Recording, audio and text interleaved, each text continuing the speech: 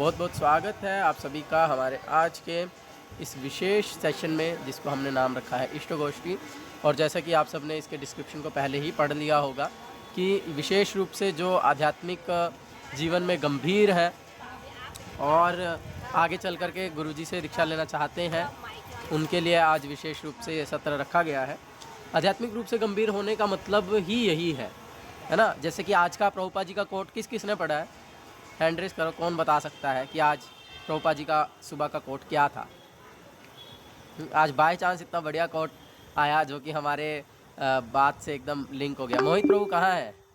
मोहित प्रभु का सेवा है हर रोज़ ग्रुप में प्रभुपाद और गुरुमाज का जो कोट है वो डालने का है। मोहित प्रभु पढ़ा नहीं, भेज भी नहीं रहे हैं कई दिन से। जी प्रभु, आज पढ़ा था, मुझे याद नहीं है। ऐसा नहीं है मैंने पढ़ा नहीं। ग्रुप में तो भेजा नहीं। मतलब मैं फोन से ही पढ़ लेता हूँ, और बाकी सुबह दुकान जाने की लगी रहती है, फिर इस चक्कर में मुझे ग्रुप में भेजना याद नहीं रहता। दीपांशु प्रभु बताएंगे क्या कोट था आज का सुबह का? हरे कृष्णा प्रभु। बताइए।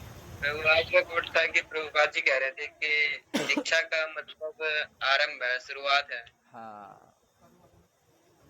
दीक्षा का अर्थ है आरंभ। और आगे क्या था? पूर्ण नहीं। पूर्ण नहीं, इट डजेंट मीन, मतलब इंग्लिश में देखें तो initiation means beginning not perfection. यहाँ पर पूर्णता नहीं है, यहाँ पर शुरुआत है। तो यानी कि आध्यात्मिक जीवन वास्तविकता में शुरू कहाँ से होता है? जब हम एक प्रामाणिक आध्यात्मिक गुरु से दीक्षा प्राप्त करते हैं, तब जो हमारा आध्यात्मिक जीवन है वो वास्तविकता में शुरू होता है। तो ये प्रारंभ होता है। तो इसीलिए हमको समझना होगा कि यदि हम आध्यात्मिक रूप से गंभीर हैं तो हमारा बहुत ही लालसा होना चाहिए, बहुत ही ईगरनेस होना चाहिए। एक प्रामाणिक जो आचार्य हैं उनको अपने गुरु के रूप में स्वीकार करने के लिए हमको जो है बहुत ही लालायित होना चाहिए। हाँ, और उसके लिए भी क्या प्रोसेस है? तद्विधि प्रणिपातेन परिप्रश्नेन सेवया उपदेक्षन्ति तद ज्ञानम ज्ञानिनः तत्त्वदर्शिनः। तो उसके लिए हमें उनको सेवा करने की इच्छा को विकसित करना होगा। तद्विधि प्रणिपातेन, शरणागति करके, परिप्रश्नेन सेवया, उनको सेवा करनी होगी और फिर उनसे हम प्रश्न पूछने के अधिकारी होते हैं। तो इस प्रकार से एक बहुत सुंदर प्रोसेस है किस प्रकार से हमको गुरु के पास जाना होता है। तो इसीलिए उसमें सबसे पहला जो पॉइंट है वो है शरणागति करके सेवा करना। यानी जिस अनुसार गुरुजी हमसे चाहते हैं कि हम सेवा करें, उस अनुसार हम गुरुजी की सेवा में लग जाए। तो फिर यहाँ से जो ये प्रोसेस है, दीक्षा का भी जो प्रोसेस है वो शुरू होता है ना। और अगर हम भक्ति की प्रोसेसेस को देखते हैं तो उसमें सबसे पहले क्या है, कोई जानता है? भक्ति के 9 अंग है ना, 9 प्रोसेस है। सबसे पहले क्या आता है? हाँ जी, ऋषभ प्रभु। हरे कृष्णा प्रभु, की आवाज आ रही है मेरी? हाँ जी, हाँ जी। प्रभु श्रवणम नहीं, भक्ति के 9 ये वो नहीं पूछ रहे हैं, प्रहलाद महाराज वाले नहीं पूछ रहे हैं। जो भक्ति के 9 जो स्टेप्स हैं। हाँ प्रभु, याद है वैसे मेरे को, वो मैंने लिख के भी देख दिन क्लास में जो प्रेम तक है। हाँ, ये अर्जुन प्रभु रुके हैं बताने के लिए। तो जी श्रद्धा। श्रद्धा। तो भक्ति का जो सबसे पहला अंग है वो क्या है? श्रद्धा है। गुरु प्रभुपाद बोलते हैं कि किसी व्यक्ति का कुछ श्रद्धा होता है तो वो भगवान के प्रति आकर्षित होता है, या फिर क्या होता है, वो भगवान के भक्तों को, जैसे साधु पुरुषों को देखता है तो वो उनकी तरफ जाता है, उनसे बात करना चाहता है, उनसे पूछना चाहता है, उनका संग करना चाहता है। तो सबसे पहली आवश्यक चीज़ जो एक व्यक्ति को चाहिए आध्यात्मिक जीवन में, वो क्या है? श्रद्धा है। और वो श्रद्धा जब धीरे धीरे बढ़ती है तो व्यक्ति क्या करता है? फिर साधु संग करता है। फिर व्यक्ति भगवान के भक्त, जो कि भगवान से जुड़े हुए हैं, ऐसे लोगों के पास जाता है, उनसे भगवान के विषय में श्रवण करता है, उनसे भगवान के विषय में चर्चा आदि करता है ना। तो दूसरा प्रोसेस क्या है? दूसरा पॉइंट क्या है? साधु संग। तो श्रद्धा, आदो श्रद्धा ततो साधु संग। तो फिर वो व्यक्ति साधु संग करने लगता है। तो साधु संग में आने से क्या होता है? साधु संग में आने से क्या होता है? दिवांशु प्रभु अनम्यूट किया, नहीं बताया। मोहित प्रभु क्या होता है साधु संग में आने से? क्या होगा प्रभु? हमारा श्रद्धा बढ़ेगा। हाँ, फिर आगे कहाँ जाएंगे? फिर हम श्रद्धा बढ़ेगा तो कहाँ जाएंगे?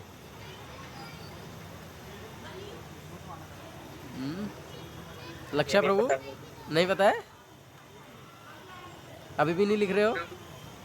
कीर्तन बढ़ेगा, कीर्तन श्रवण बढ़ेगा। हाँ वो तो बढ़ेगा ही, तो उससे क्या, हाँ तो उसको क्या बोलेंगे? श्रवण कीर्तन जो हम करेंगे उसको क्या कहते हैं? हाँ जी ऋषभ भजन प्रभु, क्रिया। भजन क्रिया कहते हैं।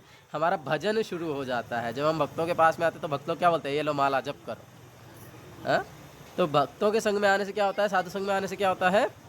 भजन क्रिया प्रारंभ हो जाती है। भजन क्रिया, तो इसको तीसरा स्तर बोलते हैं, भजन क्रिया। तो आदो श्रद्धा, ततो साधु संग, तथा भजन क्रिया। तो भजन क्रिया में क्या होता है कि व्यक्ति भजन करना प्रारंभ करता है। और एक्चुअल में जो साधु है वो कौन है? वास्तविक साधु कौन है? जो भगवान के शुद्ध भक्त हैं, जो भगवान को पूर्ण रूप से निवेदित आत्मा है, जो भगवान को पूर्ण रूप से शरणागत है, ऐसा व्यक्ति वास्तविकता में साधु होता है। ऐसा व्यक्ति वास्तविकता में शुद्ध भक्त होता है, जिसके जीवन में अन्याभिलाषिता शून्यम ज्ञान कर्मादि अनावृतम आनुकूल्येन कृष्णानुशीलनम सेवनम भक्तिरुत्तमा। क्या है उत्तम भक्ति? कौन कर रहा है? जो अन्याभिलाषिता शून्यम, जिसका भगवान को तुष्ट करने के अलावा, भगवान की सेवा करने के अलावा दूसरी कोई इच्छा उसके मन में नहीं है। ज्ञान कर्मादि अनावृतम, उसका जो भक्ति है वो ज्ञान के द्वारा आवृत नहीं है, उसकी जो भक्ति है वो कर्म के द्वारा आवृत नहीं है। ऑफकोर्स एक डिटेल टॉपिक है और इसमें अभी हम नहीं जा रहे हैं। तो बेसिकली जो शुद्ध भाव से केवल और केवल भगवान को प्रसन्न करने के भाव से भगवान की सेवा में लगा हुआ है, ऐसा शुद्ध भक्त जो कि कम्प्लीटली परफेक्टेड प्योर डिवोटी है, वास्तविकता में वो साधु है। और उसके संपर्क में जब हम आते हैं, उसका संग जब हम प्राप्त करते हैं, तो फिर क्या होता है? तो फिर वास्तविक भजन क्रिया प्रारंभ होती है। यानी कि जब हम एक ऐसे शुद्ध भक्त साधु से दीक्षा प्राप्त करते हैं, तब हमारी वास्तविक भजन क्रिया प्रारंभ होती है। जब तक हम गुरु को धारण नहीं करते हैं, यानी कि जब तक हम एक प्रामाणिक गुरु से दीक्षा प्राप्त नहीं करते हैं, तब तक हम जो कुछ भी आध्यात्मिक कार्य करते हैं, वास्तविकता में वो भक्ति की कैटेगरी में आते ही नहीं है। अगर मैं कहूँ कि प्रामाणिक गुरु के बिना भक्ति हो ही नहीं सकती, तो आपके मन में एक प्रश्न आएगा कि जो लोग अपने जीवन में गुरु धारण नहीं करते लेकिन हर रोज़ मंदिर जाते हैं, कुछ पूजा पाठ करते हैं, कुछ आरती करते हैं, कुछ जप करते हैं, ये सब चीज़ें करते हैं, तो क्या वो लोग भक्ति नहीं कर रहे हैं? क्या उद्धव प्रभु, क्या है उत्तर? क्या है बोलो, क्या मत है आपका? क्या वो भक्ति नहीं कर रहे हैं?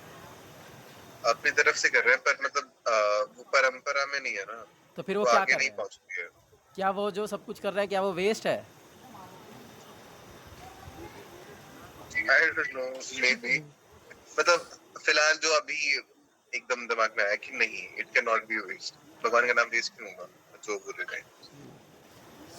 गौरव प्रभु, क्या लगता है? क्या भक्ति कर रहे हैं कि नहीं कर रहे हैं? अगर वो नाम जप कर रहे हैं तो वो वेस्ट तो नहीं होगा, हम्म, बट जो उसने नाम जप किया है वो उसे गुरु के पास जरूर पहुंचा देगा। ठीक है। मोहित प्रभु, प्रभु भक्ति मतलब भगवान का भक्ति कर रहे हैं, देवी देवताओं का। अगर वो गुरु स्वीकार नहीं किए हैं, मान लीजिए ठीक है, वो रोज़ मंदिर जाते हैं, राधा कृष्ण को पूजा करते हैं, आरती देखते हैं, प्रसाद खाते हैं, लेकिन गुरु धारण नहीं किए हैं, तो क्या वो भक्ति नहीं कर रहे हैं? नहीं, वो भक्ति नहीं कर रहे हैं अभी, फिर क्या कर केवल रहे हैं? वो भक्ति नहीं कर रहे हैं तो क्या कर रहे हैं? टाइम वेस्ट कर रहे हैं? नहीं अभी तो केवल वो, अगर वो वास्तव में भक्ति करना चाहते हैं तो गुरु स्वीकार करेंगे ही। नहीं, गुरु तो स्वीकार करेंगे, वो तो ठीक है, लेकिन वो कर क्या रहे हैं, ये मेरा प्रश्न है। भजन भी नहीं कर रहे अभी तो। वो बोल सकते हैं कि भगवत गीता में भगवान कह तो रहे हैं 4 प्रकार के व्यक्ति हैं जो मेरे पास आते हैं। नहीं, वो सब तो ठीक है, अर्जुन प्रभु बताएंगे। अर्जुन प्रभु बड़े उतावले हो रहे हैं बताने के लिए। पर जी वो सुकृति इकट्ठी कर रहे हैं, वो सुकृति इकट्ठी कर रहे हैं। कौन सी सुकृति? सुकृति भी कई तरह की होती है।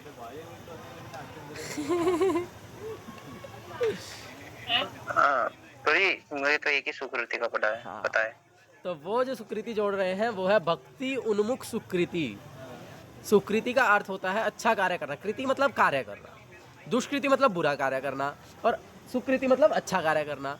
तो आपने बोला सुकृति कर रहे हैं, सुकृति का मतलब है अच्छा कार्य तो कर रहे हैं, लेकिन कैसा अच्छा कार्य कर रहे हैं? जो भक्ति उन्मुख है, जो उनको भक्ति की दिशा में लेकर के जा रहा है। मतलब मान लीजिए अगर कोई गुरु को धारण नहीं किया है, वो जप कर रहा है, वो कोई पूजा पाठ कर रहा है, आरती कर रहा है, मंदिर जा रहा है, वटएवर जो भी आध्यात्मिक गतिविधि वो कर रहा है, वो आध्यात्मिक गतिविधि भक्ति नहीं है, वो आध्यात्मिक गतिविधि क्या है? भक्ति उन्मुख सुकृति है। मतलब भक्ति, एक्चुअल में भक्ति कब स्टार्ट होएगी? जब वो एक प्रमाणिक गुरु के शरण में चला जाएगा, एक प्रमाणिक गुरु से दीक्षा ग्रहण कर लेगा, एक प्रमाणिक गुरु के निर्देशानुसार कार्य करना प्रारंभ कर देगा, तब जो व्यक्ति है वो वास्तविकता में भक्ति करेगा। उससे पहले वो भक्ति उन्मुख सुकृति कर रहा है। इसके लिए मैं एक उदाहरण देता हूँ। जैसे मान लीजिए कि आप गए क्या बोलते हैं, किसी दुकान में आप कुछ सामान खरीदने के लिए गए, है ना? तो अब आपने वो सामान देखा कि वो सामान 60,000 रुपये का है ना? और अभी आपके अकाउंट में 15,000 रुपये ही है। तो अगर आपके पास 15,000 रुपये हैं तो आप उस 60,000 की वस्तु को नहीं खरीद सकते। तो इसीलिए फिर आप क्या करते हो? फिर आप जाते हो पैसा कमाने के लिए। तो अभी आप पैसा कमा रहे हो धीरे धीरे, 1,000, 2,000, 3,000, तो अभी आप इस योग्य नहीं हो कि उस चीज़ को खरीद सकें, लेकिन आप कलेक्शन कर रहे हो। ग्रेजुअली 60,000 रुपये जब हो जाएंगे तब आप उस चीज़ को खरीद लोगे, है ना? तो उस तरह से है, समझ में आया ना? तो यानी कि उन लोगों का अकाउंट बैलेंस अभी इतना नहीं है कि वो एक प्रमाणिक गुरु के आश्रय में जा कर के वास्तविकता में भक्ति कर पाए। उनके पास इतना सुकृति का बैलेंस नहीं है। तो इसलिए उतने समय में अगर कोई कुछ आध्यात्मिक गतिविधि कर रहा है तो वो उसके लिए क्या बन रही है? भक्ति उन्मुख सुकृति बन रही है। उसके उस अकाउंट बैलेंस को वहाँ तक वो धीरे धीरे ला रहा है। इसका मतलब ये नहीं उसको वो नहीं करना चाहिए, करना चाहिए, है ना? क्यों? तभी तो बैलेंस बढ़ेगा। अगर वो 15,000 पे ही रहेगा कि अरे मेरे पास तो पैसे ही नहीं है, तो फिर कैसे खरीद पाएगा? फिर तो कभी भी नहीं खरीद पाएगा। लेकिन अगर वो ग्रेजुअली वो बैलेंस को जोड़ता रहेगा तो एक दिन वो उसको खरीद पाएगा। तो उसी तरह से ये भक्ति उन्मुख सुकृति हम जोड़ते हैं तब तक जब तक कि हमको एक प्रमाणिक गुरु की हम शरण ग्रहण नहीं कर पाते हैं, तब तक हम ये सुकृति जोड़ते रहते हैं। और जब वो सुकृति जुड़ जाती है तो हमें एक प्रमाणिक गुरु का आश्रय प्राप्त हो जाता है। तो इसीलिए वो आश्रय मिलना इस मतलब कि हम उनसे कुछ निर्देशन प्राप्त कर लिए, हमें उनसे कुछ क्या बोलते हैं, उनसे कुछ एक इंस्ट्रक्शन मिल गया, वो भी सफिशिएंट होता है हमारी भक्ति को प्रारंभ करने के लिए। लेकिन एक्चुअल में जो हमारी भजन क्रिया है वो तो तभी प्रारंभ होगी जब हम क्या होंगे? एक प्रमाणिक गुरु के द्वारा दीक्षा प्राप्त होंगे, तब हमारी जो ये प्रोसेस है वो शुरू होगी। तो इसीलिए क्या बोलते हैं, इस साल मायापुर में हमने सोचा है कि जो हमारे जो लोग कर रहे हैं गंभीरतापूर्वक, जो कि वैसे भी पिछले साल चरणाश्रय लिए थे विशेष रूप से, तो उन लोगों को इस साल मायापुर में दीक्षा दिलवाया जाए। लेकिन उसके लिए बहुत सारी महत्वपूर्ण चीज़ें हैं जिसको पालन करना बहुत आवश्यक है, क्योंकि हम देखते हैं कि इस्कॉन में दीक्षा लेना is not an easy thing. यहाँ पर आपको ये नहीं है कि भाई आपको कोई जानता नहीं है और आप आए और आपने फॉर्म भर दिया या आपने कोई एग्ज़ाम दे दिया और आप पास हो गए और बस ये लो दीक्षा हो गया, काम खत्म। फिर उसके बाद गुरुजी आपको जानते नहीं, आप क्या करते हो? आप गुरुजी को जानते नहीं, गुरुजी क्या करते हैं? तो इस प्रकार की दीक्षा सार्थक नहीं है, इस प्रकार की दीक्षा का कोई लाभ नहीं है, है ना? तो इसीलिए यहाँ पर क्या होता है, यहाँ पर पहले शिष्य गुरु को देखता है, फिर गुरु शिष्य को देखता है, और फिर इस प्रकार से एक प्रॉपर पिता पुत्र के समान जो ये संबंध है वो फिर दीक्षा के रूप में स्थापित होता है। तो इसीलिए इस्कॉन में दीक्षा लेना सरल नहीं है। और उसमें से भी पूरे इस्कॉन में जो लोग थोड़ा बहुत इस्कॉन को जानते हैं, इस्कॉन के भक्तों से मिले हैं, उनमें से भी परम पूज्य सुबक स्वामी महाराज से दीक्षा लेना इट्स नॉट ईजी। आप कभी वृंदावन में जाइए, कभी पुराने भक्तों से आपको मिलने का मौका मिलेगा, कभी आप वृंदावन में भक्तों के साथ होंगे, और अगर कभी भक्त आपसे पूछ लेंगे कि आप किसके फॉलोअर हैं, आप किससे दीक्षा लिए हैं, और जैसे ही आप नाम लेंगे, हमने तो बहुत बार इस चीज़ का एक्सपीरियंस किया, जैसे ही आप नाम लेंगे कि मैं परम पूज्य सुबक स्वामी महाराज से दीक्षा लेना चाहता हूँ या लिया हूँ, they will be like in your feets, oh आप सुबक स्वामी महाराज से दीक्षित हैं या दीक्षा लेना चाहते हैं। महाराज तो दीक्षा ही नहीं देते हैं। गुरु महाराज तो फेमस है इस्कॉन में दीक्षा ना देने के लिए। गुरु महाराज ब्रह्मचारी आश्रम में जब थे, प्रभुपाद जब तक थे तब तक गुरु महाराज ब्रह्मचारी आश्रम में ही थे। उसके बाद भी जो है क्या बोलते हैं, गुरु महाराज पूरा जीवन ब्रह्मचारी आश्रम में ही रहना चाहते थे, क्योंकि जो ब्रह्मचारी आश्रम है वो सेफेस्ट आश्रम होता है। लेकिन फिर गुरु महाराज के गुरु भाइयों ने सबने फोर्स किया, जीबीसी ने, कि नहीं आपको संन्यास लेना ही पड़ेगा, क्योंकि इस्कॉन प्रीचिंग मूवमेंट है और इसको प्रचार करने के लिए हमें बहुत सारे गुरुओं की, सन्यासियों की आवश्यकता है। तो इसीलिए आपको संन्यास लेना है, प्रचार करना है और गुरु बनना है। तो इस प्रकार से ये मतलब कि वो हो गया कि सबको, जो प्रभुपाद डिसाइपल्स हैं उनको सबको गुरु बनना ही है, ताकि आगे जो ये प्रभुपाद जी का मूवमेंट है, जो प्रभुपाद जी बोले हैं कि मैंने 50% काम किया है, आगे तुम लोगों को 50% करना है, उसको वो लोग कर सकें। तो फिर गुरु महाराज को संन्यास दिया गया, गुरु महाराज जी संन्यास लिए, और फिर भी गुरु महाराज दीक्षा नहीं देते थे। संन्यास लेने के बाद भी प्रचार करते थे, सब कुछ करते थे, लेकिन गुरु महाराज दीक्षा नहीं देते थे। जब तक परम पूज्य, है ना, ये तो कहानी है, सब लोग जानते ही हैं, पहले मैं बताया, जब तक परम पूज्य गौर गोविंद स्वामी महाराज थे तो गुरु महाराज उनके पास भेज दिया करते थे कि जाओ महाराज से दीक्षा ले लो। जब परम पूज्य गौर गोविंद स्वामी महाराज चले गए तो फिर वो भक्ति स्वरूप दामोदर गोस्वामी महाराज के पास, श्रीपाद महाराज के पास भेज दिया करते थे कि जाओ उनसे दीक्षा ले लो, है ना। और इस प्रकार से करके बहुत कम, इवन 2010 तक भी गुरु महाराज के गिने चुने, मतलब 100, 150, 200 डिसाइपल्स होंगे 2010 तक भी, जब जहाँ पर बहुत सारे अन्य प्रभुपाद जी के शिष्यों के 10-10 हज़ार शिष्य भी होंगे। ऐसे समय में गुरु महाराज दीक्षा नहीं देते थे, बिल्कुल भी दीक्षा नहीं देते थे। फिर 2006 में जब श्रीपाद महाराज चले गए, उसके बाद फिर थोड़े से गुरु महाराज ने धीरे धीरे लीनियंट होना शुरू किया और धीरे धीरे फिर दीक्षा देना शुरू किया, और उसमें भी कई लोगों को परम पूज्य राधा गोविंद महाराज के पास गुरु महाराज भेज दिया करते थे। तो इस प्रकार से गुरु महाराज से दीक्षा लेना मतलब was, of course not is, was a very difficult task. बहुत ज़्यादा मुश्किल था गुरु महाराज से दीक्षा प्राप्त करना। और फिर अब तो थोड़ा सा, क्योंकि सिस्टम बड़ा हुआ है, अब गुरु महाराज धीरे धीरे कृपा किए हैं, तो फिर अब तो सिस्टम थोड़ा सा इस्कॉन टाइप का गुरु महाराज बनाए हैं कि जिसमें काउंसलर्स होंगे, और जो काउंसलर्स हैं वो जब रिकमेंड करेंगे तो गुरु महाराज दीक्षा दे देंगे। तो अब ये थोड़ा सा इजी हो गया है, लेकिन ऑफ कोर्स इस बात से हम गुरु महाराज के स्टैंडर्ड को भूल नहीं सकते हैं। इस बात से हम गुरु महाराज के द्वारा दिए गए सिद्धांत को हम छोड़ नहीं सकते हैं। गुरु महाराज बहुत, मतलब गुरु महाराज का जो छवि है आज भी इस्कॉन के अंदर में, वो बहुत महान है, वो बहुत विशाल है, विनम्रता की मूर्ति है गुरु महाराज। और हम किसी भी प्रकार से योग्य नहीं है उनको रिप्रेजेंट करने के एक्चुअल में, मतलब सच में हमारा दीक्षा हो गया, सब कुछ हो गया, लेकिन स्टिल आज भी हम, मतलब मैं अपने आप को अगर मैं देखूं तो मैं इस योग्य नहीं हूं कि मैं अपने आप को परम पूज्य सुबक स्वामी महाराज का शिष्य कह सकूं। हाँ, क्योंकि वो जो शिक्षाएं उनके आचरण में है, वो जो शिक्षाएं उनके व्यवहार में है, वो जो शिक्षाएं उनके प्रचार में है, वो शिक्षाओं को हम पालन ही नहीं कर पा रहे हैं। गुरु महाराज जितना आदर्श जो सिद्धांत है वो हमारे लिए प्रस्तुत किए हैं अपने आचरण से, तो उसको हमारे लिए पालन करना बहुत कठिन है, हम अयोग्य है, पापी है, अयोग्य है उसको पालन करने के। लेकिन फिर भी गुरु महाराज बड़े कृपालु हैं, हमको मौका दे रहे हैं उसको करने का, तो एटलीस्ट हम बेसिक स्टैंडर्ड्स को मेंटेन करें।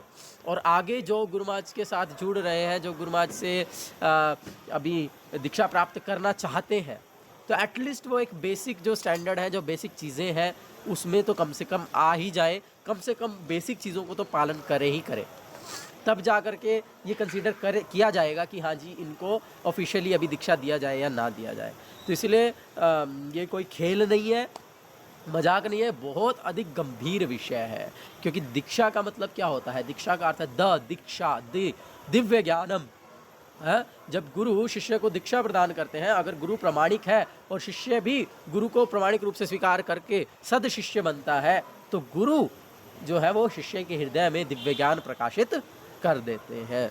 और जो गुरु है और जो क्षय माने क्षय, तो जो शिष्य के जो दीक्षा ले रहा है उसके सारे पिछले जन्मों के, जो अनंत कोटि जन्मों में, जो उसने असंख्य करोड़ों जन्मों में जितने पाप किए हैं, जितने पुण्य के, सबको गुरुजी क्षय कर देते हैं, सब कुछ शून्य कर देते हैं, सब कुछ ले लेते हैं।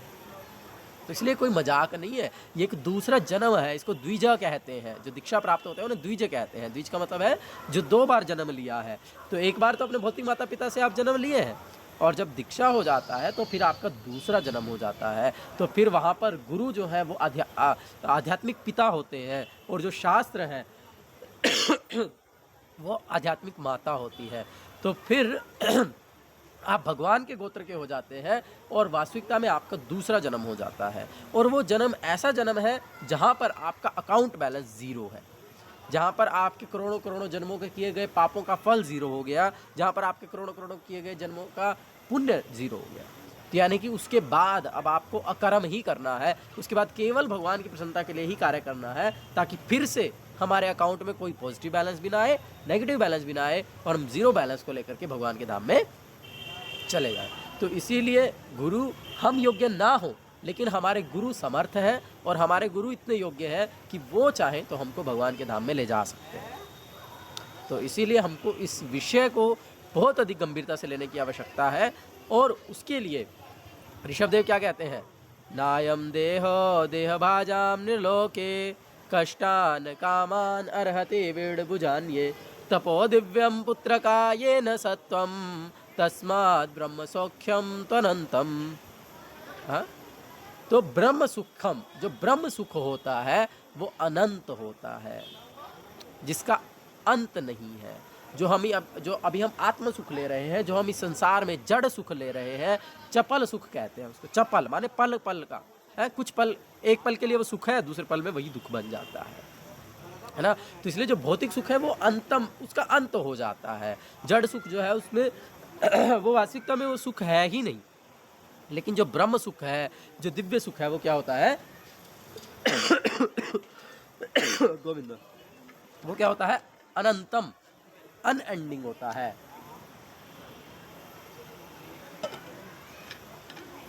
अनलिमिटेड होता है, उसका कोई अंत नहीं होता। तो इसीलिए अगर आप ब्रह्म सुख को प्राप्त करना चाहते हैं तो उसके लिए क्या करना पड़ेगा, तपो दिव्यम पुत्र का, उसके लिए हमको तपस्या करनी पड़ेगी, उसको हमारे जीवन में तपस्या करनी पड़ेगी। तपस्या का अर्थ क्या है, कौन बता सकता है, हैंड प्रेस करो। बताया मैंने पहले भी। लक्ष्य प्रभु, तपस्या का क्या अर्थ है? लक्ष्य, जी प्रभु, हरे कृष्ण। ध्यान का है, माइंड एक हो रखा है? है, माइंड स्टॉप हो रखा है एक जगह। हाँ दिख रहा है, वो तो ध्यान कहीं और है। आज ध्यान है नहीं क्लास में? नहीं मतलब क्लास नहीं है, लेकिन माइंड थोड़ा स्टॉप हो रखा है अभी, कुछ याद नहीं आ रहा। गौरव प्रभु, क्या है तपस्या? मुझसे प्रभु जी भगवान के लिए तप करना। नहीं। निशांत प्रभु, नहीं नहीं वॉलंटरी नहीं नहीं अपने खुद की इच्छा से कष्ट को स्वीकार करना। निशांत से पूछ रहा हूँ मैं।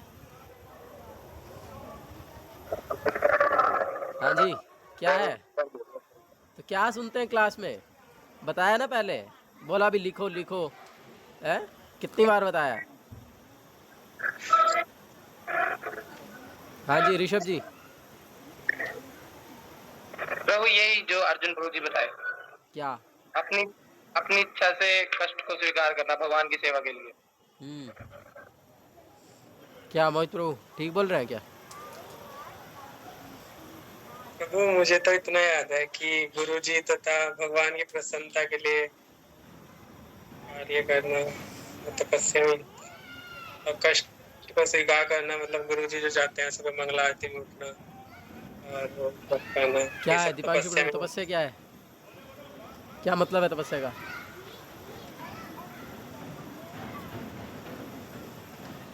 हाँ किसी जी, कष्ट को स्वीकार करना, जैसे दीपांशु प्रभु ने प्रभु, बताया। ठीक है ठीक है ठीक है, बोलिए। सुन रहे हैं दीपांशु? हरे कृष्णा प्रभु। हाँ बोलिए। प्रभु यही कि असुविधा को अपनी स्वेच्छा से स्वीकार करना, voluntary accepting inconvenience. Inconvenience, yes. हाँ जी उद्धव प्रभु। हरे कृष्ण प्रभु, बोल ही गए सभी। निशांत प्रभु स्टार्टेड एवरीवन, ये तो मुझे आज भाई तो मैंने लिखा था। वॉलेंटरीली एक्सेप्टिंग इनकन्वीनियंस, जिसको नहीं पता है अभी लिख लो, फिर से बोल रहा हूँ, क्लास में कॉपी पेन लेके बैठा करो, लिखा करो, नोट्स बनाया करो। तो तपस्या का अर्थ क्या है? वॉलेंटरीली एक्सेप्टिंग इनकन्वीनियंस, असुविधाजनक स्थिति को स्वेच्छा से स्वीकार करना, इसको कहते हैं तपस्या। तो इसीलिए हमको अपनी कुछ चीज़ें जो कि अब हमको क्या तपस्या करनी है, हमको क्या असुविधाजनक स्थिति स्वीकार करनी है, क्या करें हम? ठंडे पानी में जा कर के खड़े हो जाए सर्दी में, या फिर गर्मियों में अपने चारों तरफ आग लगा करके धूप में बैठ जाए, है ना? ये तो असुविधाजनक स्थिति है। तो क्या करें हम? अपनी स्वेच्छा से इसको स्वीकार कर लें। दोपहर को 12 बजे जो है धूप में खड़े होकर के जब करेगा आजकल की गर्मी में, क्या करें? क्या असुविधाजनक हमको स्थिति स्वीकार करना है? कैसे पता चलेगा? वो असुविधाजनक स्थिति कौन हमारे लिए निर्धारित करेगा? क्या असुविधाजनक स्थिति हमको स्वीकार करनी है? जो हमारे गुरुजी या जो हमारे आचार्यों के द्वारा हमको दी गई है, यानी कि जो हमारे गुरु आचार्यों के द्वारा हमको जो तपस्या बताई गई है, वो तपस्या हमको करनी है। अब ये कौन बताएगा कि हमारे गुरु महाराज क्या चाहते हैं, क्या तपस्या करते हैं। नाउ कम्स द पॉइंट जो मोहित प्रभु बोल रहे थे। लक्ष्य प्रभु। जी हरे कृष्ण प्रभु जी।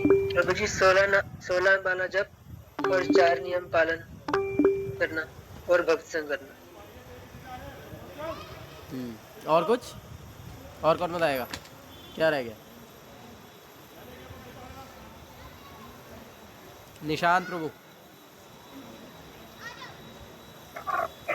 प्रभु 4 नियम पालन, 16 माला जप और मंगला आरती और साधु संग। क्या रह गया ऋषभ? भगवान का केवल दर्शन, गुरु जी के निर्देशों का पालन करना। दिस इज नॉट तपस्या। तपस्या। यस उदा प्रभु। हरे कृष्ण प्रभु, लेक्चर सुनना, जो भी लेक्चर है कम से कम दिन में एक प्रभुपाद की क्या रह गया lecture, मोहित प्रभु, क्या रह गया? किताब पढ़ना। यस मोहित प्रभु, क्या रह गया? या अर्जुन प्रभु, जो भी जानते हैं बताओ। हाँ प्रभु, जो मैंने सुना है गुरु महाराज जो बोलते हैं वो ऐसा बोलते हैं कि पहले 16 माला जप, देन मंगला आरती, और फिर उसके बाद श्रवण, ये क्या बोलते हैं, पहले 4 नियम पालन।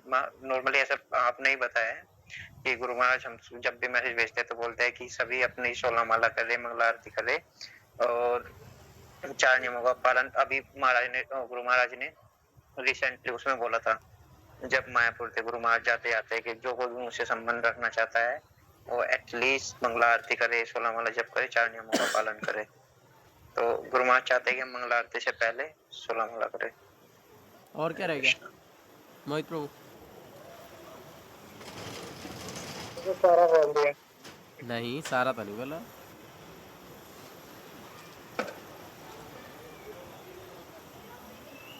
सोचो सोचो, क्या रह गया?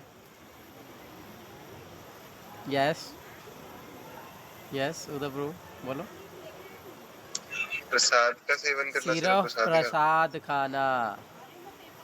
कोई नहीं कर रहा है इसीलिए किसी को याद नहीं है, हैं? तो हमारे लिए तपस्या है। गुरु महाराज बोलते हैं सुबह जल्दी उठना, सबसे पहले स्नान करना, मंगला आरती करना, 16 माला जप करना सूर्योदय से पहले, शुद्ध भक्त से हरि कथा का श्रवण करना, 4 नियम गंभीरतापूर्वक पालन करना और केवल भक्त के द्वारा बना हुआ प्रसाद खाना। The 5 things, Mangala Aarti 16 rounds, Shrimad Bhagavatam, और बोलो 4 नियम, 4 रेगुलेटरी प्रिंसिपल्स और प्रसाद, ओनली प्रसाद। तो ये 5 चीज़ें हैं मिनिमम। तो इसीलिए अगर कोई दीक्षा लेना चाहता है गुरु महाराज से तो कम से कम इन 5 चीज़ों को तो करना पड़ेगा।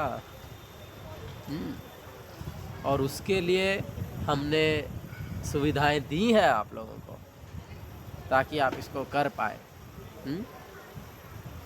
जैसे कि हर रोज़ शाम को क्लास जिसमें हम प्रभुपाद जी की कोई पुस्तक को पढ़ते हैं, चर्चा करते हैं, या गुरु महाराज प्रभुपाद जी के लेक्चर्स को सुनते हैं। कल से बेसिकली हम मतलब गुरु महाराज का लेक्चर ही सुनेंगे। अभी 3 दिन तो प्रभु जी की क्लास है और उसके बाद 2 दिन, एक दिन प्रभुपाद का लेक्चर और एक दिन गुरु महाराज का लेक्चर सुनेंगे और बाकी 1-2 दिन हम अलग चर्चाएँ करेंगे।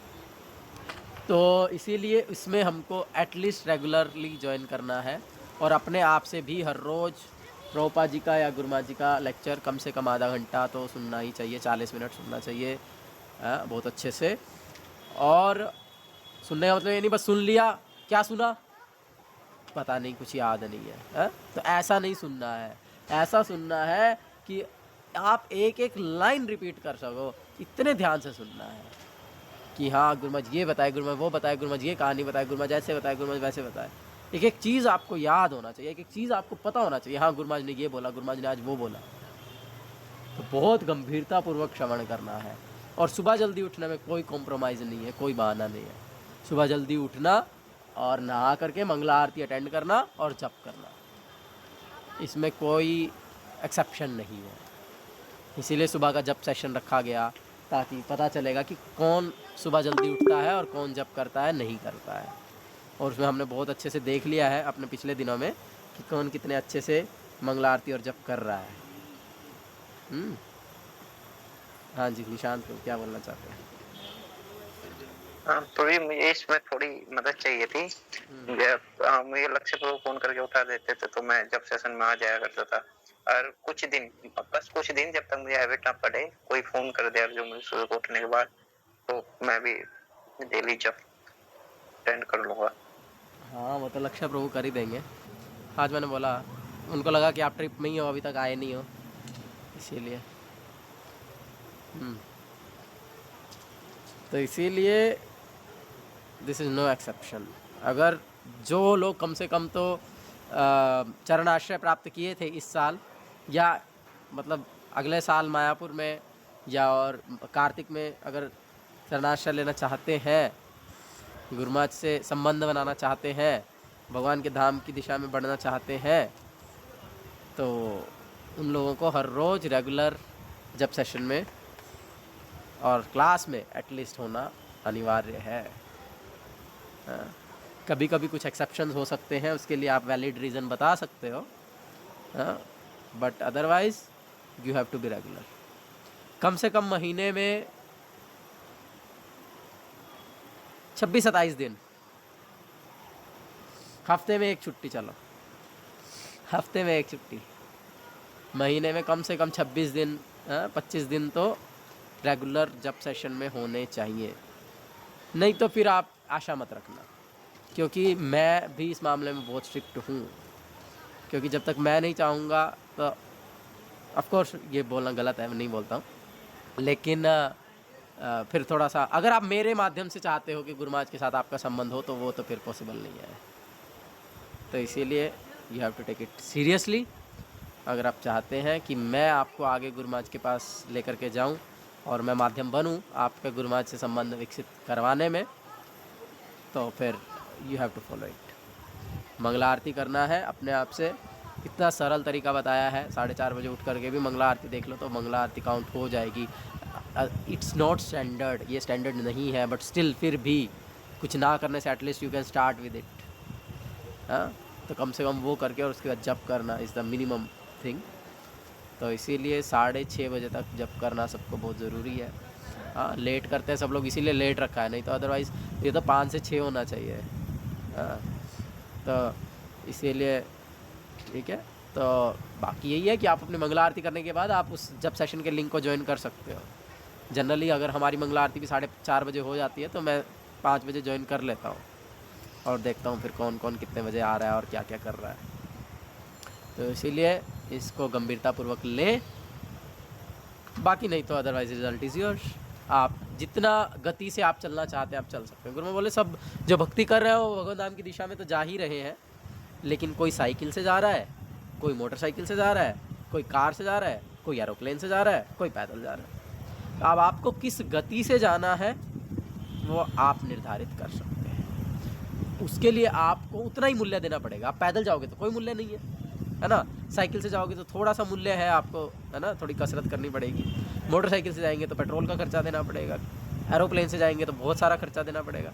तो इट डिपेंड्स कि आप कितना मूल्य देने के लिए तैयार हैं, उसके अनुपात में आप भगवधाम की दिशा में आगे बढ़ेंगे।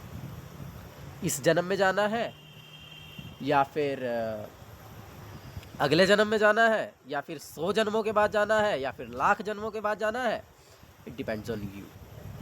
ये आपके ऊपर निर्भर करता है। तो इसीलिए उसके लिए अब वो प्राइस क्या है, वो मूल्य क्या है, लोल्यम एकम मूल्यम। The only price is the eagerness. आप कितने अधिक लालायित हैं भगवान के धाम में जाने के लिए, कितना अधिक लालायित है भगवान के धाम की दिशा में प्रगति करने के लिए, ये मूल्य है।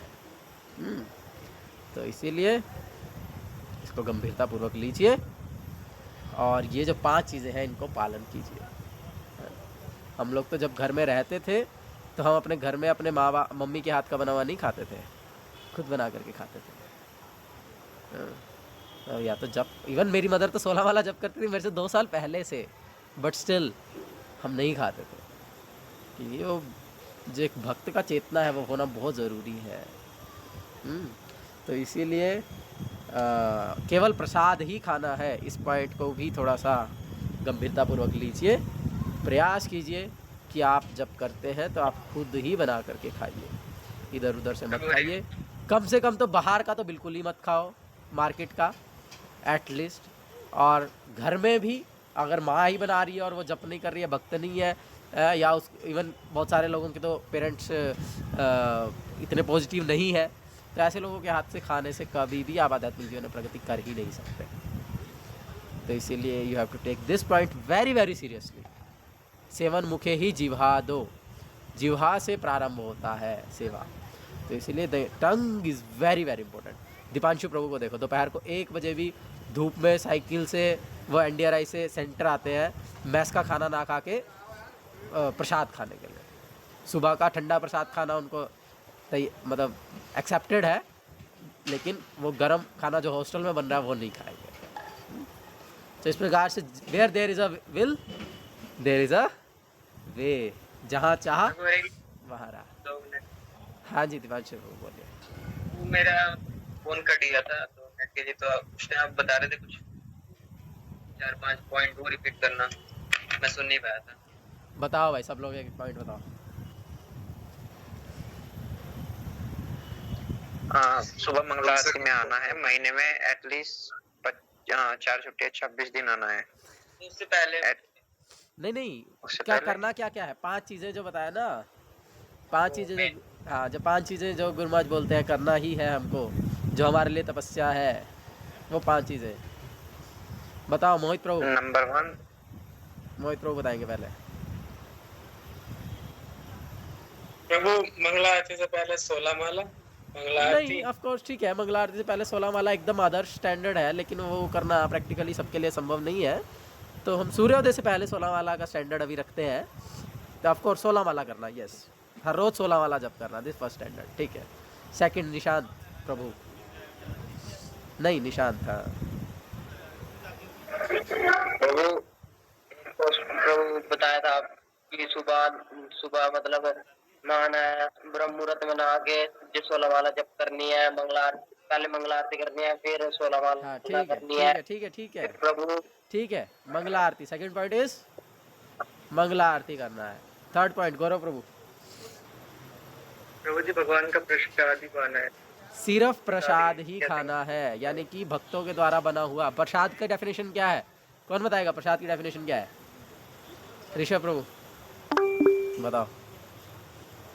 हरे कृष्ण प्रभु, भगवान के द्वारा बनाया गया, किसके द्वारा?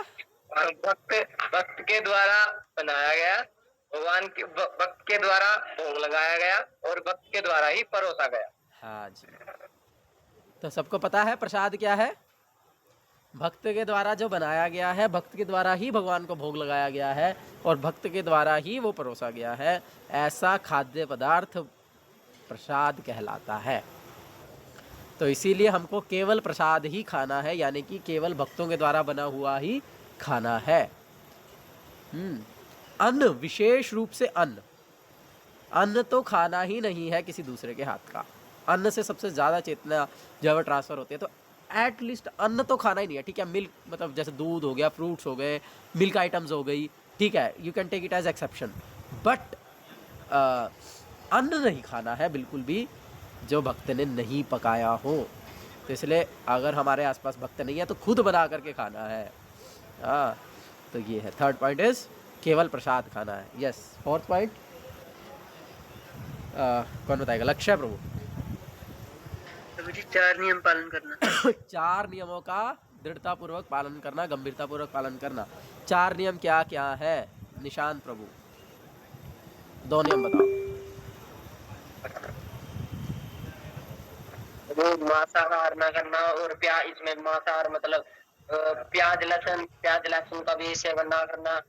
हाँ ठीक है और ठीक है। दीपांशु प्रभु बताया 4 नियम, और क्या क्या है? हाँ प्रभु, बताइए। द्यूतम पानम स्त्रियः सूना। हाँ, द्यूतम पानम स्त्रियः सूना, वेरी गुड। क्या है एक्सप्लेनेशन? शराब नहीं पीना है, मतलब किसी भी प्रकार का नशा, और जुआ नहीं खेलना है, जुआ नहीं खेलना। और पराई का संग नहीं करना है, हाँ जी, और एक वो क्या था, मांस नहीं खाना है, अभी बोला ना। ठीक है। उदय प्रभु जानते हैं चारों नियम? गौरव प्रभु जानते हैं? सबको पता है? क्या है पराई स्त्री का संग नहीं करने का मतलब? क्या है उदय प्रभु? illicit relations. What is the meaning of illicit relation? You don't have to think about any other female unless until you are married. ठीक है, अपनी अगर आप नहीं, शादी सोचना तो अपनी चलो छोड़ पत्नी दो, को छोड़ सोचना तो बड़ी मुश्किल काम है, लेकिन ट्राई करना है, ट्राई अपनी करना है। पत्नी को छोड़ करके किसी और स्त्री से कोई संबंध नहीं बनाना है, आंतरिक संबंध। It means you should not have any girlfriend, boyfriend. Know live in culture is allowed, know live in. ठीक है ना? तो ये 4 नियमों का गंभीरतापूर्वक पालन करना है। यस, 5वीं चीज अर्जुन प्रभु क्या रह गया? तो मैं भी वही सोच रहा हूँ, 5वां पॉइंट क्या था, स्किप हो गया। क्या क्या बताया दीपांशु प्रभु? रिपीट करो, क्या क्या बताया, फिर याद आ जाएगा। हरे कृष्णा, पहला पॉइंट है 16 माला जप करना है, मंगला आरती करना है। सेकंड पॉइंट, थर्ड पॉइंट सिर्फ भक्तों के द्वारा बनाया गया ही प्रसाद खाना है। हाँ जी। और फोर्थ पॉइंट 4 नियम का दृढ़ता से पालन करना है। हाँ, अब बताओ 5वां और क्या 16 है? नंबर यस, शुद्ध भक्त से हरि कथा का श्रवण करना है। Hearing Shrimad Bhagavatam from a pure devotee, यानी गुरुमाज प्रभुपाद से हरि कथा का श्रवण करना है। तो ये 5 चीज़ें हैं। तो वही मैं बोल रहा था, उसके लिए हमने आपको बहुत अच्छा ये माध्यम प्रदान किया है। ऑफ कोर्स अगर आप इसके बिना कर पा रहे हैं तो बहुत अच्छी बात है, लेकिन जो नहीं कर पा रहे हैं उन लोगों के लिए एक शासन के रूप में बनाया गया है सुबह का जप सेशन। तो इसीलिए सुबह के जप सेशन में आना है compulsorily 26 days out of 30 days in month, और वो भी 4 दिन क्यों नहीं आए हैं उसके लिए भी अगर आप रीज़न मेंशन करेंगे तो दैट्स वेरी नाइस, कि आप आज क्यों नहीं आ पाए, कि आपने पिछले दिन कोई ट्रैवलिंग किया, बहुत हैवी वर्क किया, कुछ फंक्शन था जिस कारण से आपको लेट हो गया सोने में और आप सुबह उठ नहीं पाए, what ever reason you should give it, या बीमार है, जो भी आप बता सकते हैं। और तो छुट्टी ले सकते हैं, कोई बात नहीं। और शाम की क्लास जिसमें हम गुरुमाज प्रभुपाद जी की शिक्षाओं को ही चर्चा करते हैं, डायरेक्टली उनके लेक्चर्स को सुनते हैं या उनके द्वारा लिखी गई बुक्स को पढ़ते हैं। तो इसलिए मिनिमम इन 2 क्लासेस में तो रेगुलर अटेंडेंस होना ही चाहिए, और साथ मतलब ये उसको फैसिलिटेट करने के लिए है, ये उससे कुछ एक्स्ट्रा नहीं है, ये इन 5 चीज़ों को फैसिलिटेट करने के लिए ही है ना, ताकि आप सुबह जल्दी उठ करके मंगला आरती करें और उसके बाद सीधा जब सेशन में आए, है ना। और जो है इस प्रकार से इसीलिए हमने उसको 5:30 रखा है, क्योंकि कहीं कहीं पे मंगला आरती 5 बजे तक भी एटलीस्ट, मतलब ठीक है 5 बजे तक इज़ द लास्ट टाइम, 5 बजे तक अलाउड है, 5 बजे तक मंगला आरती कर सकते हैं। तो इसीलिए 5:30 तक फ्री होकर के 5:30 से तो जब करना ही है, और वो जब आपको जब सेशन में आकर के करना है ना। तो इसीलिए ये सब चीज़ों को कल से ही गंभीरतापूर्वक पालन किया जाए। अगर आप आध्यात्मिक जीवन में गंभीर होकर के आगे बढ़ना चाहते हैं, विशेष रूप से श्रील गुरु महाराज का चरणाश्रय या दीक्षा प्राप्त करना चाहते हैं, then you should be very serious. Otherwise आप पैदल चलना चाहते हैं या फिर साइकिल से चलना चाहते हैं, या जिस गति से आप चलना चाहते हैं वो आप स्वयं निर्धारित कर सकते हैं। ठीक है जी, किसी का कुछ प्रश्न है तो पूछ सकते हैं। हरे कृष्णा कृष्ण कृष्ण हरे हरे, हरे राम राम राम हरे हरे। श्रील प्रभुपाद की जय, सुख स्वामी श्रील गुरु महाराज की जय, निताई गौर प्रेमानंदे, हरि हरि बोल। हरे कृष्णा बोलिए। नारद प्रभु भी थे क्लास में, मुझे एक्चुअली 7 ही लोग दिख रहे हैं, तो इसलिए मुझे नारद प्रभु का तो पता ही नहीं चला, नारद प्रभु से तो इंटरेक्शन नहीं कर पाया, क्षमा चाहूँगा। नारद प्रभु समझ में आया क्या?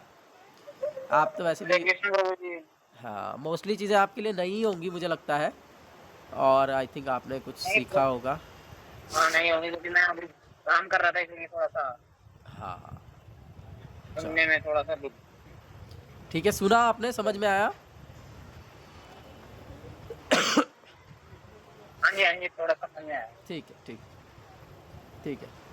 यस, चलो हम क्वेश्चन आंसर्स लेते हैं। सबसे पहले हमारे लक्ष्य प्रभु बोलेंगे। हरे कृष्ण प्रभु जी, आपने बताया था कि सुकृति लोग इकट्ठी करते हैं जब वो भगवान मतलब गुरु दीक्षा नहीं लेते हैं, तो सुकृति इकट्ठी करते हैं, फिर साथ में अगर वो पाप भी कर देते हो तो उनकी सुकृति इकट्ठी नहीं होगी, फिर उनका क्या होगा? जो सुकृति वो भी कर रहे हैं फिर वो भी कर रहे हैं। हाँ, अच्छा प्रश्न है। कोई बता सकता है इसका उत्तर? कोई जानता है? देखो, जो सुकृति होती है ना, इवन सुकृति क्या, जो पुण्य है वो भी पाप के द्वारा आच्छादित नहीं है। ऐसा थोड़ी है कि आपने 10 पुण्य किए, 5 पाप किए या 15 पाप किए तो आपके 10 पुण्य कट गए और अब आपके 5 पाप बच गए। ऐसा थोड़ी होता है। 10 - 15 = -5, ऐसा थोड़ी होता है। पॉजिटिव बैलेंस का अपना अकाउंट है, नेगेटिव बैलेंस का अपना अकाउंट है। यानी कि आपने जो पुण्य किए हैं उसका फल अलग रहेगा और जो आपने पाप किया उसका फल अलग रहेगा। और यहाँ पर तो सुकृति की बात हो रही है। Of course Sukriti is one type of पुण्य। तो वो जो सुकृति है वो तो बिल्कुल ही अलग है, मतलब कि वो अलग, उसका आपको अलग फल मिलेगा है? और जो पाप पुण्य है उसका अलग फल मिलेगा, अपराध है उसका अलग फल मिलेगा। तो इसलिए ये कटते नहीं है ना आपस में, समझ में आया? इसलिए मतलब जो व्यक्ति जो पाप करेगा उसको उस पाप का फल भी मिलेगा, और जो सुकृति कर रहा है तो वो जब इतनी सुकृति हो जाएगी तो गुरु को भी स्वीकार कर पाएगा। प्रभु जी, फिर वो एक कथा भी तो थी जो श्रीमद् भागवतम में आई थी कि कपिल देव जी कहते हैं कि जो ऐसे करते हैं उनके भक्ति राग के बराबर है। क्या कहते हैं कपिल देव जी? जो ऐसी भक्ति करते हैं, जो पुण्य भी करते हैं, पाप भी करते, मतलब भक्ति भी करते हैं और पाप भी करते हैं, तो उनकी जो वो है वो राग के बराबर है। हाँ, उसमें अलग है, वो एक डिटेल टॉपिक है कपिल देव के। उसमें सतोगुणी भक्ति, रजोगुणी भक्ति और तमोगुणी भक्ति, वो सब चीज़ें भी आती हैं। वो फिर ऑफ कोर्स वो हायर टॉपिक्स हैं कि जब भौतिक इच्छाओं के साथ में भक्ति की जाती है तो वो रजोगुणी भक्ति होती है। और हम ये सब चीज़ें तो होंगी ही ना, फिर जो जैसा बैकग्राउंड में जैसे काम करके आया है फिर उसके अनुसार ही वो वैसा भक्ति करेगा। लेकिन ग्रेजुअली शुद्ध भक्त के संग में आने से वो शुद्ध हो सकता है, उसकी भावना शुद्ध हो सकती है ना। भगवान की भक्ति करते रहने से व्यक्ति का जो हृदय है वो शुद्ध हो जाता है। इसलिए तो शुद्ध भक्त से हरि कथा का श्रवण करने का बहुत महत्व है। क्यों? क्योंकि जब हम भगवान के शुद्ध भक्त के मुख से भगवान की कथा का श्रवण करते हैं तो उस समय भगवान क्या करते हैं? विदुनोति सुहृत् सताम। भगवान हमारे हृदय में बैठ करके हमारे हृदय को साफ करते हैं, झाड़ू मारते हैं। तो इसीलिए जब शुद्ध भक्त से हरि कथा का श्रवण करते रहेंगे तो उससे जो हमारा हृदय है वो शुद्ध हो जाएगा, और शुद्ध हो जाएगा तो हम अल्टीमेटली मतलब ग्रेजुअली शुद्ध भक्ति के मार्ग पर बढ़ेंगे। इसीलिए केवल भक्ति का मतलब अब ऐसा थोड़ी है जिसने गुरु से दीक्षा ले लिया वो तो शुद्ध भक्त हो गया। यहाँ से तो हमारी आज की क्या बोलेंगे कन्वर्सेशन है वो शुरू हुई है कि दीक्षा का मतलब आरंभ है, पूर्णता नहीं है। ये नहीं है कि आपकी दीक्षा होगी तो आप शुद्ध भक्त बन जाओगे, नहीं, उसके बाद आपको भजन करना है, उसके बाद तो प्रोसेस शुरू हुई है, उसके बाद तो एक्चुअली भजन क्रिया शुरू हुई, उसके बाद तो फिर अनर्थ निवृत्ति होगी, बहुत सारी चीज़ें होंगी, है ना। तो इसीलिए अब ऐसे वही है कि मैं ये बात बोलने वाला था कि अगर मान लीजिए कोई पाप किया है वो, लेकिन उसके पास सुकृति है तो गुरु को स्वीकार तो कर लेगा, लेकिन फिर गुरु के निर्देशों का पालन नहीं कर पाएगा, वो दीक्षा लेकर के भी पाप करेगा। तो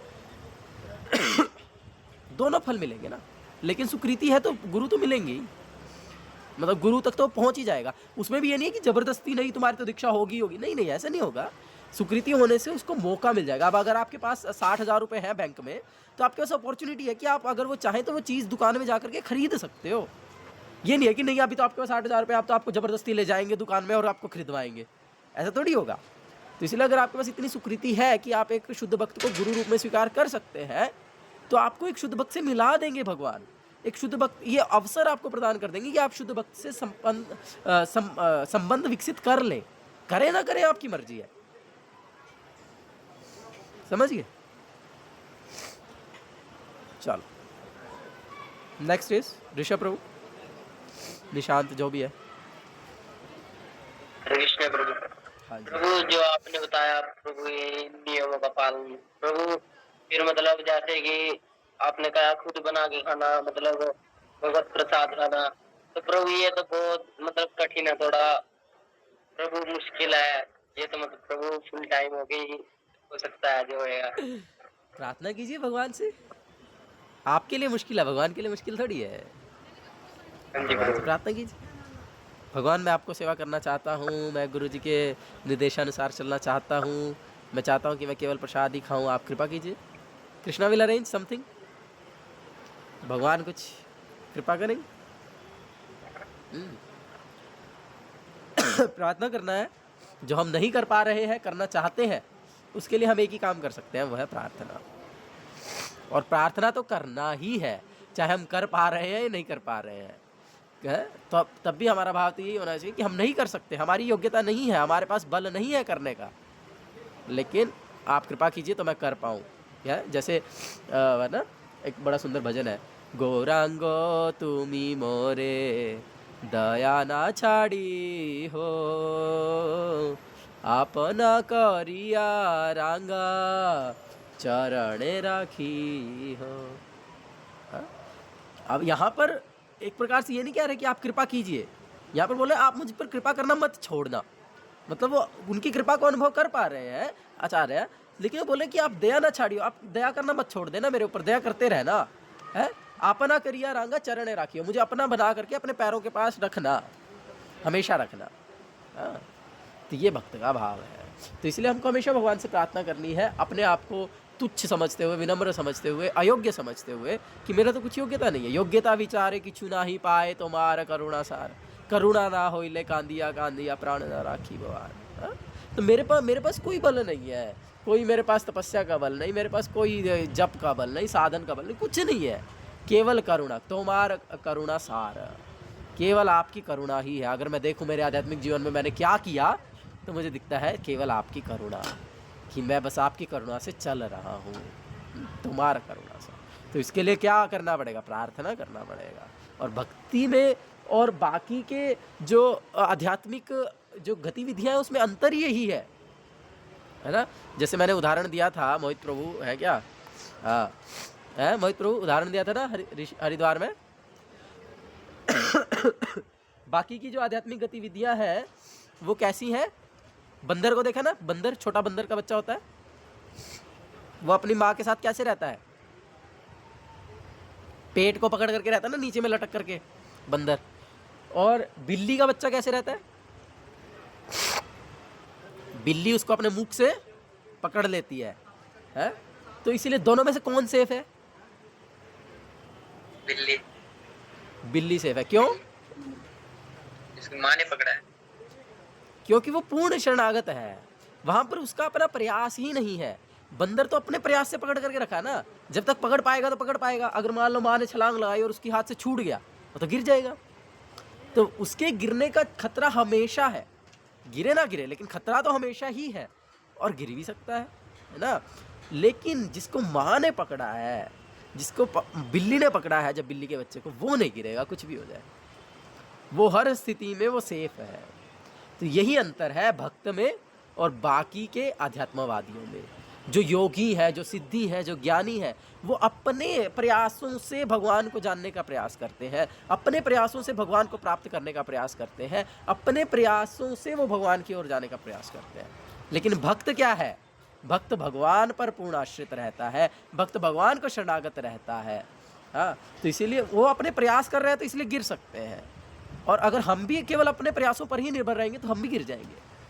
इसलिए हमको किस पर आश्रित होना होगा? भगवान पर आश्रित होना होगा। हम अपने प्रयास कर रहे हैं। अब उस बिल्ली के बच्चे का प्रयास क्या है?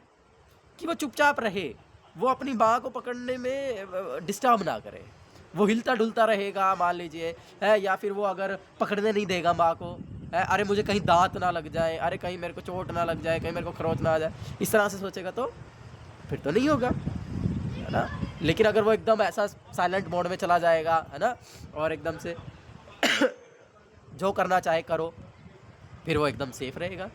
तो उस तरह से ये भक्त है, वो भगवान पर आश्रित है, पूर्ण रूप से भगवान पर आश्रित है। ठीक है, हमको गुरुजी बोले जप करना है, कर रहे हैं, ठीक है, हमको गुरुजी बोले छोटा मोटा तपस्या करना है, कर रहे हैं, गुरुजी जो हमको बोले वो हमको करना है, सेवा करनी है, कष्ट करना है, प्रयास करने हैं, लेकिन हमारा जो आश्रय है वो भगवान है। हम भगवान पर, गुरु पर पूर्ण रूप से आश्रित हैं, उनकी कृपा पर। अपने प्रयास से हम आश्रित नहीं है कि क्योंकि मैं बहुत स्ट्रॉन्ग जप करता हूँ, अरे मैं सुबह जल्दी उठ के जप करूँगा तो मैं माया से लड़ लूँगा, तो मेरे मन में काम इच्छा नहीं आएगी। नहीं नहीं नहीं, हमारे प्रयास से हम नहीं कर सकते। हमें भगवान की, गुरु की कृपा पर आश्रित होना होगा कि आप यदि कृपा करें, गोपीनाथ आमी तो कामेर दास, मैं तो काम का दास हूँ, आप कृपा कीजिए, आप मेरी रक्षा कीजिए। हाँ, तो इस प्रकार से हमको भगवान की कृपा पर आश्रित रहना है, तब वास्तविकता में वो भक्ति होगी। तो इसलिए हमको सब कुछ करना है, साथ में प्रार्थना करना सबसे महत्वपूर्ण अंग है। भगवान से प्रार्थना करना। और वो प्रार्थना चाहे हम कुछ चीज़ कर पा रहे हैं तब भी करनी है, नहीं कर पा रहे हैं तब तो करनी है ना। तो इसीलिए इसको गंभीरतापूर्वक लेना है, ठीक है। और किसी का कुछ प्रश्न है, कुछ बोलना है किसी को? जब हम कर पाते हैं तो फिर हम भूल जाते हैं। हाँ, तो इसीलिए हमको कथा का श्रवण करते रहना है, इसीलिए हमको बार बार सुनना है, बार बार सुनना है कि मैं योग्य नहीं हूँ, मैं नहीं कर सकता, है ना। हम पफडअप हो जाते हैं जब हम कर रहे होते हैं, तो हम पफडअप हो जाते हैं। लेकिन एक्चुअल में जब हम करते हैं ना, एक्चुअल में जब हम सेवा करते हैं, एक्चुअल में जब हम भक्ति करते हैं, तो ये जो विनम्रता का भाव है ना, वो स्वतः हमारे अंदर आता है, वो स्वतः बढ़ता जाता है। ये बात बहुत सारे भक्तों ने अनुभव की है, मैंने कई बार किया। जब हम पूरा दिन मेहनत कर रहे हैं, पूरा दिन भगवान की सेवा में लगे पड़े हैं, ना खाने का पता ना सोने का पता, बस लगे पड़े हैं और बहुत मेहनत कर रहे हैं, बहुत मेहनत कर रहे हैं।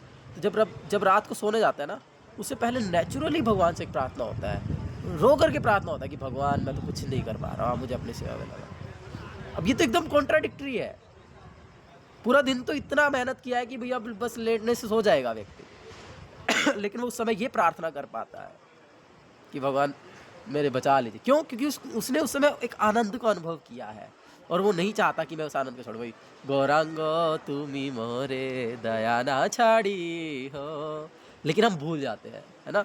तो भूल जाते हैं, तो उसके लिए हमारा क्या सोल्यूशन है? हरि कथा का नियमित रूप से श्रवण करना। इसीलिए हमको उस कथा को नियमित रूप से श्रवण करते रहना है, क्योंकि सेवा करना पहला अंग है और दूसरी बात है सेवा के भाव को बना करके रखना।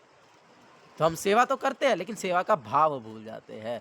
तो अगर हमको उस सेवा के भाव को मेंटेन करके रखना है तो उसके लिए हमको कंटिन्यूअस हरि कथा का श्रवण करना होगा, ठीक है। सेवा करनी है तो सेवा के भाव को विकसित करना है, सेवा के भाव को बनाए रखना है, विनम्रता के भाव को बनाए रखना है, तो उसके लिए हमें नियमित रूप से हरि कथा का श्रवण करना है, ठीक है। और किसी का कुछ प्रश्न है? ठीक है, तो एंड करते हैं। और अगर किसी का कुछ प्रश्न है तो फिर बाद में पूछ सकते हैं व्हाट्सएप पे पर्सनली। हरे कृष्णा कृष्ण कृष्ण हरे हरे, हरे राम राम राम हरे हरे। श्रील प्रभुपाद की जय, सुखस्वामी श्रील गुरु महाराज की जय, निताय गौर प्रेमानंदे, हरि हरि बोल। हरे कृष्णा।